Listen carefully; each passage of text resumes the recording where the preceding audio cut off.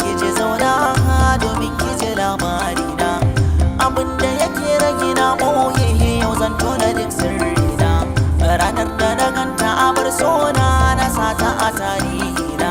Wata kyakkyawar sura ce ga